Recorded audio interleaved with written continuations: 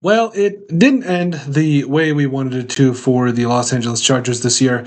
We were we were definitely drinking the late blue Kool-Aid, if you will. We were coming out saying that they were the team that were going to go and do some different things. And I think obviously injuries caught up to them in the playoffs. The offense never quite found out how dangerous it could be. Like we saw some good things from Justin Herbert, but it wasn't enough. It was missing a little bit of luster. And the Chargers are in an interesting spot where you know, depending on what happens with Jesse Minter, like your Super Bowl window isn't closed, but I mean, it's going to get tough next year. And it's tough every year and any year. And any year you can make the playoffs is impressive, but we got to retool. And we're going to do that today in our very first Los Angeles Chargers 2026 mock draft. So let's jump into it. So you'll see our 2026 mock draft here for you. And we're going to go ahead and get things rolling. High speed, low drag, care for position value, relatively high. A little bit of randomness because it is the draft, and we're going to go ahead and enter it. So for our 1.0, we typically don't do any trades. We kind of just let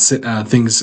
We like to see how things go, and specifically how the board falls. So we're going to go ahead and start the draft. We're just going to go based off of need, and then we're going to go from there. So right off the top of the bat here.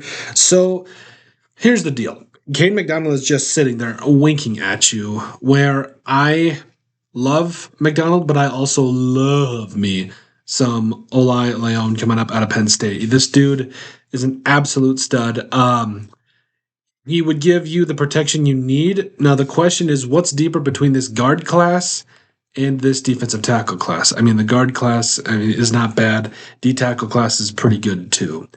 But if Caden McDonald's sitting there and you just winking at you, I don't think you overthink it. I still think you can get your interior offensive line help throughout the later parts of this draft. This is a very deep draft class for interior offensive linemen.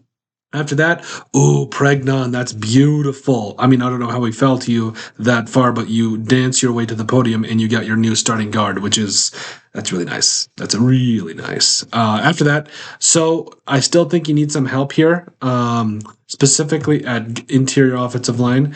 Let's say Campbell, Logan Jones. I think, so Basantes is sitting there.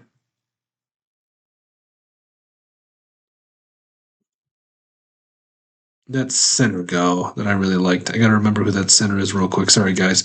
You guys are going to come. Lou, I liked a lot. We took Pregnon, and then Slaughter, I think, went. Yeah, I think he did. Oh, well, that sucks. I like me some Slaughter. I thought he was a stud. Really like me some Jake Slaughter, but oh, well. Oh, yeah, he went to the Jags at 81. Anyway, so if this is how it fell, BPA tells me go LJ Martin, but you don't need running back.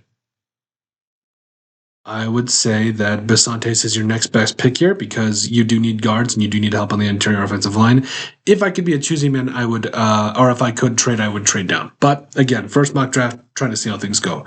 So we got that all taken care of. Center, you've doubled down on guard. You've got your defensive tackle. You're looking really, really good. Katron Allen is sitting there. Caleb Klubnik, nope. Do we just do three offensive linemen? No. Kilgore's there. Honestly, I know tight end isn't like a huge quote unquote need, but Klein, who I believe played for Harbaugh back in the day, I mean, he's just sitting there. I mean, that's just good value. That's just good value. Again, in that particular spot, I'd like to trade down to get some more picks, but it is we're just going to stick and pick there. Kyle Lewis, Aiden Fisher. That defense is nasty, though. Patrick Payton. I think you go Kyle Lewis. BPA, you can't beat it. I think to go with that, I think they're going to take care of their a lot of needs then free agency and then also just bring back some of their old guys. So they said they wanted us to go with Romello Height, the edge player, but I mean, yeah, it's a need, but I mean, whatever. Overall, they gave us an A-. So Cade McDonald, Emmanuel Pregnon immediately, and then also Chase Basantes just completely revitalizing the interior of your trenches here, which looks awesome.